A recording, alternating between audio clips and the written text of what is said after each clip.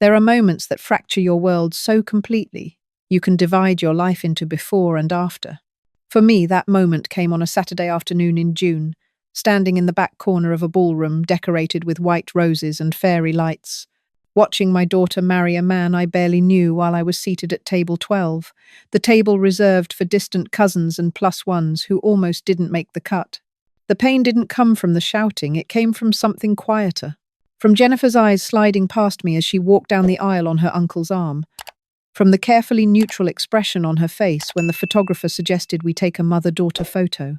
Maybe later, she'd said, her voice as cold as the champagne I couldn't afford. We're running behind schedule. But I'm getting ahead of myself.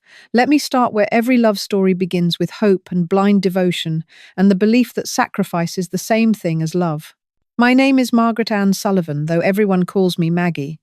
I'm 63 years old. I was born in Pine Grove, Illinois, a small town where everyone knew your business before you did. I married my high school sweetheart, Tom Sullivan, when I was 21. We had Jennifer when I was 34. After years of trying, after 3 miscarriages that nearly broke me.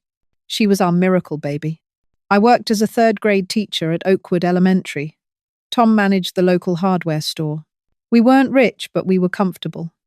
We had Sunday dinners with my parents, summer barbecues with friends, and a yellow Labrador named Buddy who slept at the foot of Jennifer's bed. We were happy.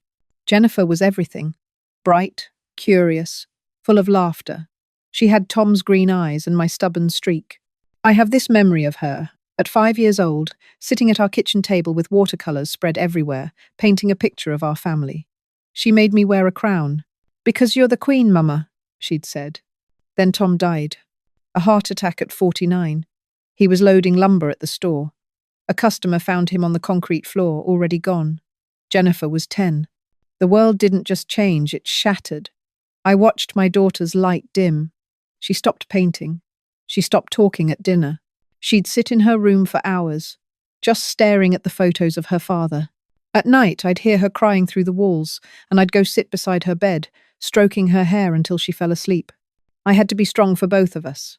I sold the house, too many memories, too many empty rooms. I sold Tom's truck. I took on summer school teaching to make extra money. We moved to a small 2-bedroom apartment on the north side of town. It smelled like old carpet and the neighbors were loud, but it was what we could afford. Jennifer and I became a team, just the 2 of us against the world. I worked double shifts when I could, teaching during the day, tutoring at night. I made sure Jennifer had everything she needed. Piano lessons because she'd always wanted them. A laptop for school. The class trip to Washington, D.C. that I couldn't technically afford. I wore the same 3 dresses for years. I cut my own hair. I bought generic brand everything. But Jennifer never went without. We had traditions. Every Friday was pizza night. Cheap frozen pizza that we'd doctor up with extra cheese and vegetables. We'd watch old movies together, curled up on our worn-out couch. Jennifer would fall asleep with her head on my shoulder, and I'd think, this is enough. We're going to be okay. High school was hard for her. She was smart, but she was also angry. Angry at her father for dying. Angry at the world for being unfair. She pushed me away sometimes, screamed that I didn't understand, slammed doors. But I held on. I went to every parent-teacher conference, every school play, every softball game. I was there. She got into Northwestern on a partial scholarship. I was so proud I cried for an hour. The rest of the tuition, though that was the problem, I took out loans. I worked 3 jobs that summer. I called in every favor I'd ever been owed. I made it work because that's what mothers do. Jennifer thrived at Northwestern. She joined clubs, made friends, got internships. She came home for holidays those first 2 years, full of stories about Chicago, about her classes, about the city lights and the lake, and all the opportunities waiting for her. "I'm going to make it big, Mama," she'd tell me. "I'm going to make you proud." "You already make me proud, sweetheart." She'd hug me then, tight and fierce, and I'd smell her shampoo, the expensive kind she'd started using, and think that everything I'd sacrificed was worth it. The change started her junior year. The phone calls became less frequent. Once a week instead of every other day. Then every 2 weeks. She was busy, she said. Networking events, study groups, internship applications. I understood. Of course I did. She was building her future. Then she met Michael. She told me about him during a quick call between classes. His name's Michael Preston. He's in business school. He's really smart, Mama. Really driven. That's wonderful, honey. When do I get to meet him? A pause. Soon. Maybe over winter break. But winter break came and went. Jennifer spent it in Aspen with Michael's family. It's a great networking opportunity, she'd explained over the phone. Michael's father knows people in marketing. This could really help my career. I spent Christmas alone in my apartment, eating Chinese takeout and watching It's a Wonderful Life, telling myself it was fine. She was 22. She needed to build her own life. After graduation, Jennifer moved to New York City. She got a job at a marketing firm in Manhattan. Good salary, she said. Nice apartment in Brooklyn. She was doing well. I visited once, about 6 months after she moved. I took the train 8 hours from Chicago because I couldn't afford to fly. I brought her favorite cookies that I'd baked, chocolate chip with walnuts packed in an old Christmas tin. Jennifer met me at the station. She looked different. Her hair was professionally styled. She wore expensive clothes, carried a designer purse. When she hugged me, it felt performative, like she was going through the motions. You look wonderful, sweetheart, I said. Thanks. You too. But her eyes said otherwise. I saw her take in my worn coat, my practical shoes, my grey roots that I couldn't afford to colour anymore. We went to her apartment. It was beautiful hardwood floors, big windows, modern furniture, everything I'd never been able to give her. This is lovely, Jen. Michael helped me decorate. He has great taste. Michael. She talked about him constantly. Michael thinks this. Michael knows that. Michael's family has a place in the Hamptons. Michael's father plays golf with CEOs. When do I get to meet this Michael? I asked. Oh, he's in London for work. He travels a lot. I spent 3 days in New York. Jennifer took me to one tourist spot, the 9/11 Memorial, and then said she had to work the rest of my visit. I spent 2 days wandering the city alone, eating cheap food from street carts, trying not to feel like an intruder in my daughter's new life. On my last evening, we had dinner at her apartment. Takeout Thai food. Mama, I need to tell you something. She was nervous, twisting her napkin. My heart jumped. What's wrong? Are you sick? No, nothing like that. I'm engaged. The world stopped, then started again, different. Engaged? To Michael? Yes. He proposed last month. We're getting married next June. I should have been happy. I tried to be happy. Oh, honey, that's congratulations. That's wonderful. Thank you. She showed me the ring. Huge diamond, platinum band. It probably cost more than I made in a year. It's beautiful. Tell me everything. How did he propose? She did, talking quickly about a rooftop restaurant and champagne and how romantic it all was. And I listened, smiling, nodding, ignoring the small voice in my head that whispered, "Why didn't she tell you right away? Why did she wait a month?" The wedding planning started immediately. Or rather, it started without me. I'd called Jennifer to ask about details. What colours was she thinking? Did she need help with the guest list? Could I come visit to go dress shopping? Michael's mother has a wedding planner, she'd say. They're handling everything. But I'm your mother. I want to help. I know, Mama, but Carol, that's Michael's mom, she's really into this stuff. And honestly, it's easier to let her take the lead. She knows all the best vendors in the city. Every conversation was the same. Carol this, Carol that. Carol knew the best florist. Carol had connections at the plaza. Carol was paying for half the wedding. What about my half? I asked once. I want to contribute. Jennifer laughed. Not meanly, but like I'd said something absurd. Mama, don't worry about it. You don't need to pay for anything. But I wanted to. I'd been saving. Small amounts every month tucked away in a savings account. I had almost $3,000. Not much compared to what I knew this wedding would cost, but it was mine to give. I want to help, Jen. Please. Let me do something. A long sigh. Fine. If you want to contribute, I'll let you know. Months passed. I got updates in fragments. The wedding would be at a country club in Westchester. 300 guests. A 7-piece band. An ice sculpture. Details that made my head spin. I sent Jennifer ideas, magazines I'd found at the grocery store, printouts from the library computer. She responded with single-word texts. Thanks. Nice. We're all set. 6 months before the wedding, she sent me a link to a dress shop in Manhattan. Thought you might like this for mother of the bride dresses. I clicked through the website. The cheapest dress was $800. I had exactly $215 in my checking account until my next paycheck. I called her. Honey, these are a little out of my price range. Is there maybe a different shop? That's where Carol is shopping. I thought we could go together, you and her and me. But I can't afford these prices. Silence. Then, Mama, this is my wedding. Can you please just make it work? I made it work. I picked up extra tutoring jobs. I skipped meals. I sold my grandmother's china set at a consignment shop. I bought a navy blue dress from that shop, the cheapest one they had. $750 that hurt to spend. 2 weeks before the wedding, Jennifer called. Actually called, not texted. Mama, I need to talk to you about something. Of course, sweetheart. What is it? It's about the wedding. About the seating. My stomach tightened. Okay. So, Michael's family has a lot of people coming. Business associates, family, friends, his parents' social circle. And we're trying to make sure everyone important is seated prominently. That makes sense. So, we've arranged for you to sit at table 12. It's in the back, but you'll still have a great view of everything. Table 12.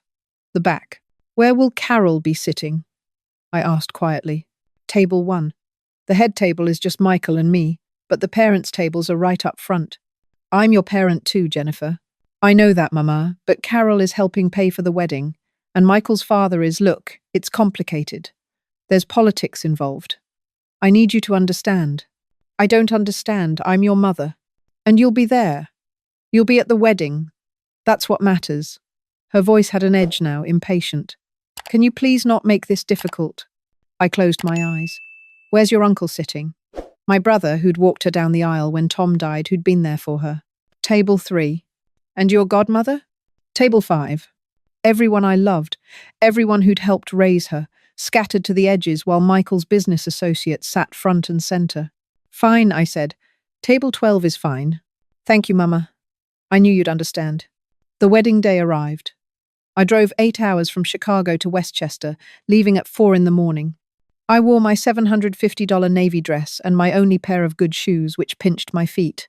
I'd had my hair done at a budget salon the day before, $45 I couldn't really afford. I arrived at the Hillcrest Country Club at noon. The ceremony was at 4. I thought I'd have time to see Jennifer to help her get ready, to have a moment together before she became someone's wife. I found the bridal suite. Knocked softly. A woman I didn't know opened the door. Young, professional, holding a clipboard. Can I help you? I'm Margaret Sullivan, Jennifer's mother. She checked her clipboard. Oh, the bridal party's getting ready right now. We're trying to keep it intimate. I'm not the bridal party. I'm her mother. I understand, but we're on a tight schedule. The photographer is doing posed shots. Maybe you could come back in an hour? Is Jennifer here? Can I just see her for a minute? The woman looked uncomfortable. Let me check. She closed the door. I stood in the hallway for 5 minutes. Finally, Jennifer appeared, wearing a white robe, her hair in curlers. Hi, Mama. Hi, sweetheart. You look beautiful. Thanks. I'm kind of in the middle of something. I know. I just wanted to give you this. I pulled out my grandmother's pearl necklace, the only piece of jewelry I had left. My mother gave it to me on my wedding day. Something borrowed, I said. Jennifer looked at the pearls. They were simple, old-fashioned, not the kind of thing she wore anymore. That's sweet, Mama. But Michael gave me a necklace. Diamond. It matches the earrings. Right. Of course. Maybe you could wear these anyway? For me? She took them, reluctantly. Sure, maybe. If they work with the dress. Jennifer, are you coming? A woman's voice from inside. Carol, I assumed. I have to go, Jennifer said. I'll see you at the ceremony, okay? She closed the door. I stood there, holding the empty necklace box, feeling foolish. Finally, I walked away. The ceremony was beautiful. Jennifer looked stunning in a dress that probably cost more than my car. Michael looked handsome in his tux. They exchanged vows. They'd written themselves poetic words about partnership and adventure and building a future together. I cried. But I wasn't sure if it was happiness or grief. The photographer gathered family for photos after the ceremony. Parents with the couple, he called. Carol and Richard Preston stepped forward immediately. I started to join them. Actually, the photographer said, checking his shot list, we're doing separate photos. Preston family first. I stepped back. I watched Michael's parents pose with the couple, smiling, laughing. The photographer took dozens of shots. Okay, Sullivan family now. I stepped forward. Oh, wait, Jennifer said. Where's Uncle Mark? My brother appeared. Jennifer's godmother joined us. Suddenly it was a group shot, not mother and daughter. Perfect, the photographer said, snapping quickly. Got it. Moving on. 6 photos. That's all we got. And half of them weren't even just us. The reception was worse. Table 12 was exactly where Jennifer said it would be, in the back, near the kitchen doors. I sat with people I'd never met. Distant cousins from Michael's side. A couple who'd missed the RSVP deadline and got added last minute. I watched Jennifer and Michael at the head table, glowing in the spotlight. I watched Carol at table 1, holding court, everyone coming to pay their respects to the mother of the groom. The speeches started. Michael's father gave a long toast about legacy and family values and how proud he was of his son. Everyone applauded. And now, a few words from the mother of the bride, the MC announced. I hadn't prepared anything. No one told me I was giving a speech. I stood up, my legs shaking, walked to the microphone at the front. Hi, everyone. I'm Margaret, Jennifer's mom. My voice cracked. I just wanted to say that I'm so proud of the woman my daughter has become. She's smart and strong and beautiful, and I'm honored to be her mother. Jennifer, I love you more than words can express. Tom, your father, he would be so proud of you today. I meant to say more, but my throat closed up. I managed, to Jennifer and Michael, and raised my glass. Polite applause. I walked back to table 12. An hour later, during dinner, I watched Jennifer dance with Michael's father. The father-daughter dance, except it wasn't her father. Richard Preston spun her around the floor while Frank Sinatra played, and everyone watched and smiled. No one asked me to dance. After dinner, I approached Jennifer. She was talking with a group of Michael's colleagues. Sweetheart, do you have a minute? She turned, smiled tightly. Kind of busy, Mama. I know. I just wanted to tell you again how beautiful everything is. Thanks. Carol did an amazing job, didn't she? Carol. Of course. And you look so happy. I am happy. Michael appeared, put his arm around Jennifer's waist. Mrs. Sullivan, he said, shaking my hand like I was a business acquaintance. Thank you for coming. Thank you for coming. To my own daughter's wedding. Of course, I said. I wouldn't miss it. If you'll excuse us, he said, already turning away.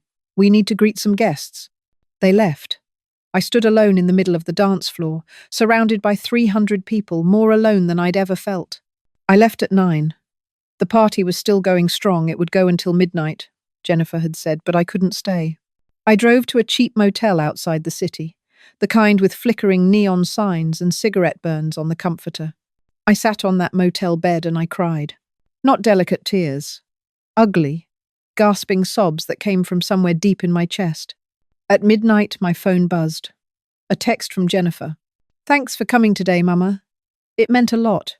XO. Meant a lot. I'd driven 8 hours. I'd spent money I didn't have on a dress I'd never wear again. I'd watched my daughter get married from table 12. And it meant a lot. I didn't respond. 2 days later, I was back in my apartment in Pine Grove trying to return to normal life. Tutoring sessions. Grocery shopping. Watering my one sad plant on the windowsill. My phone rang. Unknown number. New York City area code. Hello? Mrs. Sullivan? This is Diane Chen from Empire Realty Group. I'm sorry, who? I'm calling on behalf of Jennifer Preston, excuse me, Jennifer Sullivan Preston. You're listed as a financial reference for a property purchase. My heart sank. I'm sorry, what? Your daughter and her husband are applying for a mortgage. They've listed you as a potential co-signer or emergency contact for the down payment. We're calling to verify your financial information. Co-signer. Down payment. How much is the down payment? I asked. 15% of the purchase price. The property is listed at $400,000, so we're looking at $60,000. $60,000. I'm sorry. There must be a mistake. I don't have that kind of money. I understand you may not have the full amount liquid, but often parents help by taking out home equity loans or accessing retirement accounts. The bank just needs to know if you'd be willing to assist if needed. Did my daughter tell you to call me? She provided your contact information, yes. And she told you I could help with $60,000? She indicated that you'd expressed interest in contributing to their first home. I closed my eyes, took a breath. Ma'am, are you still there? Yes, I'm here. Can you tell Jennifer something for me? Of course. Tell her I don't have a daughter in New York. Silence. I'm sorry. There's been a mistake in your records. I don't have family in New York. I don't have a daughter named Jennifer. Please remove my information from your files. Mrs. Sullivan, I don't understand. Good day, I said, and I hung up. My hands were shaking. My heart was pounding. But for the first time in years, I felt something like power. 3 hours later, Jennifer called. I let it ring. She called again. Again. Again. Finally, I answered. What the hell, Mama? She was crying, furious. The realtor just called. She said, you denied being my mother? What is wrong with you? What's wrong with me? My voice was calm, eerily calm. Jennifer, did you tell a realtor I could co-sign for a $60,000 down payment? It's not like that. Did you or didn't you? Michael and I need help. We found the perfect apartment, but we're just a little short on the down payment. I thought you could. You thought I could what? Pay for your apartment after you sat me at table 12? Are you seriously still upset about that? Still upset? Jennifer, you barely spoke to me at your own wedding. You didn't tell me I was giving a speech. You didn't save me a dance. You treated me like a stranger. That's not fair. What's not fair is that you pushed me aside for months. You let Michael's mother plan your entire wedding. You made me buy a dress I couldn't afford just to sit in the back of the room. And now you want $60,000? I don't want $60,000. The bank needs references. You don't actually have to give us the money. Then why did you tell them I would? Silence. Because, she finally said, her voice small. I thought you would. You always have before. I paid for your college, Jennifer. I worked 3 jobs. I sold everything I owned. I gave you everything I had. And you repaid me by making me a footnote at your wedding. You're being dramatic. I'm being honest. For once in my life, I'm being honest. I'm not going to co-sign for your apartment. I'm not going to help you and Michael play house in Manhattan. You made your choices. You chose his family. You chose his money. You chose to push me away, and that's fine. But I'm choosing myself now. Mama, please. I love you, Jennifer. I will always love you. But I'm done being treated like I only matter when you need something. I hung up. She called back immediately. I declined the call. She texted. I can't believe you're doing this. Then, after everything I've been through, you're abandoning me. Then, fine, if this is how you want to be, don't contact me. I put my phone on silent. I made myself a cup of tea. I sat in my small living room and I cried, but they were different tears. Not just grief, also relief. The next 6 months were the hardest of my life. Not because I regretted my decision, because I had to learn who I was without Jennifer. She'd been my entire identity for 30 years. I was Jennifer's mother. That's who I was. And now I'd set a boundary so firm that she'd walked away completely. My friends rallied around me, especially Diane, my colleague from school who'd known Jennifer since she was a baby. You did the right thing, Diane told me, over coffee one Saturday. That girl needed to hear no. But what if I was too harsh? What if? Maggie, stop. You weren't harsh, you were finally honest. I joined a book club. I started taking watercolor classes at the community center. I volunteered at the library. I lived my life for myself, and it was terrifying and liberating all at once. Jennifer didn't call. Not for her birthday. Not for Thanksgiving. Not for Christmas. I spent Christmas alone again, but this time I didn't cry. I cooked myself a nice dinner. I watched old movies. I called Diane and we laughed about nothing important. January came. Then February. Radio silence. Until March when my phone rang at 11 at night. Unknown number. I almost didn't answer. But something made me pick up. Hello? Mrs. Sullivan? A man's voice. Professional. This is Dr. Richard Gomez from Mount Sinai Hospital in Manhattan. I'm calling about your daughter, Jennifer Preston. My blood went cold. Is she okay? She's stable, but she was admitted to our psychiatric unit 3 days ago. Severe anxiety attack, possibly a nervous breakdown. She's been asking for you. Asking for me? Yes, ma'am. She's listed you as her emergency contact. I know this is sudden, but she really would benefit from family support right now. I closed my eyes. My daughter was in a hospital. My daughter needed me. I'll be there tomorrow, I said. The drive to New York was the longest 8 hours of my life. I barely slept. I kept imagining Jennifer in a hospital bed, scared, alone. I arrived at Mount Sinai at noon, asked for Jennifer's room. A nurse led me to the psychiatric wing. Security doors, quiet hallways, clinical white walls. Room 314. I knocked softly. Come in. I pushed open the door. Jennifer was sitting in a chair by the window, wearing hospital scrubs. She looked thin. Too thin. Her hair was pulled back in a messy bun. No makeup. She looked like the girl I used to know, before the expensive clothes and the Manhattan polish. Mama. She started crying the moment she saw me. I crossed the room. I held her while she sobbed. I'm sorry, she kept saying. I'm so sorry. We sat like that for a long time. Finally, she pulled back, wiping her eyes. I messed up, she said. Everything. I messed up everything. Over the next hour, she told me the truth. The whole truth. Michael lost his job 2 months after the wedding. Bad investments. Company downsizing. They couldn't afford the apartment in Brooklyn anymore, let alone a new place. They'd moved in with his parents. Living with Carol and Richard was hell. They criticized everything Jennifer did. The way she cooked, the way she cleaned, the way she dressed. She wasn't good enough for their son. Michael started drinking, got angry, blamed Jennifer for not making enough money, even though she was working 60-hour weeks trying to support them. The pressure built. Jennifer started having panic attacks. Couldn't sleep. Couldn't eat. Finally, at work, she collapsed. A colleague called 911. And here I am, she finished, laughing bitterly. Rock bottom. The perfect daughter who had it all figured out. You're not perfect, I said quietly. You never needed to be. She looked at me. Really looked at me. I hurt you. At the wedding. Before the wedding. I was so busy trying to impress Michael's family, trying to fit into their world, that I pushed away the one person who actually loved me. Why? I asked. Why did you do it? She was quiet for a long moment. Because I was ashamed. Of what? Of where I came from. Of our apartment.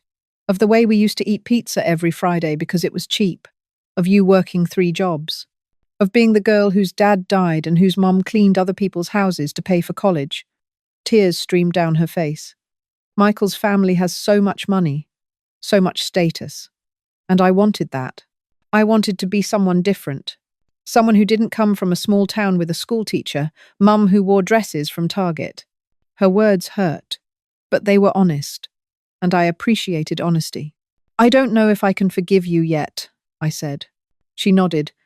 I understand, but I'm here. Right now I'm here. She grabbed my hand, held it tight.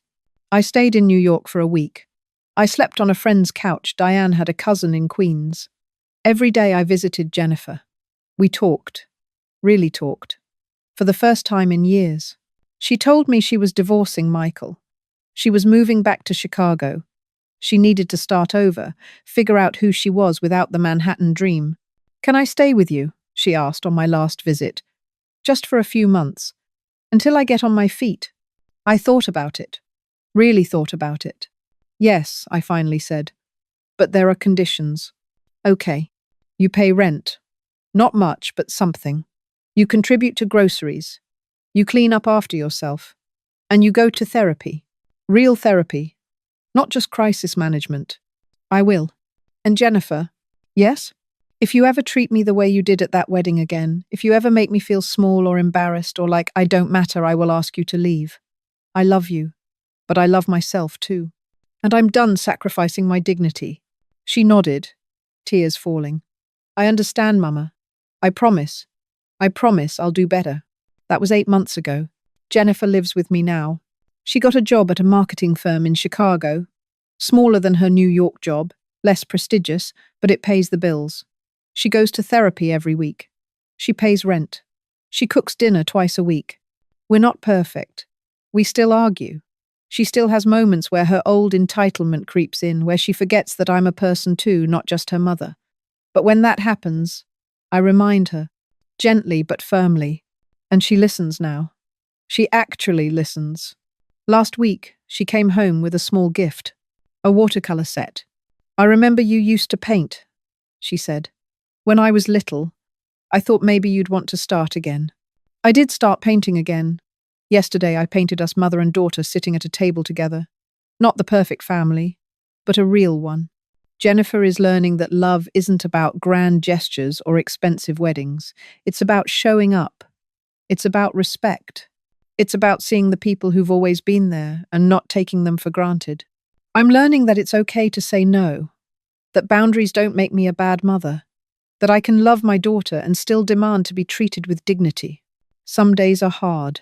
Some days I look at her and remember table 12, remember the pearl necklace she didn't wear, remember all the ways she chose someone else's approval over my presence.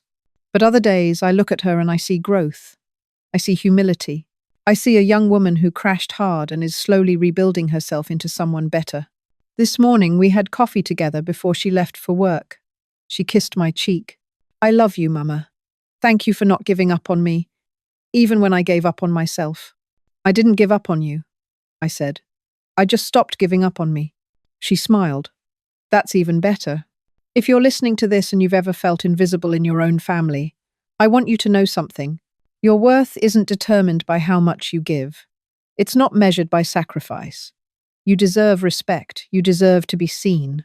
And it's never too late to choose yourself. Jennifer and I are rebuilding. It's not the relationship we had before. It's better because it's honest. She's not my perfect daughter anymore. She's my real daughter. Flawed. Learning. Trying. And I'm not just her mother. I'm Margaret Ann Sullivan, school teacher, watercolor artist, woman with boundaries, woman with dignity, woman who finally learned that sometimes the greatest act of love is teaching someone that you're worth loving too. Thank you for listening. If this story touched you, I hope you'll share it with someone who needs to hear it. Because somewhere out there, there's a mother sitting at table 12, wondering if she matters. She does. You do. We all do.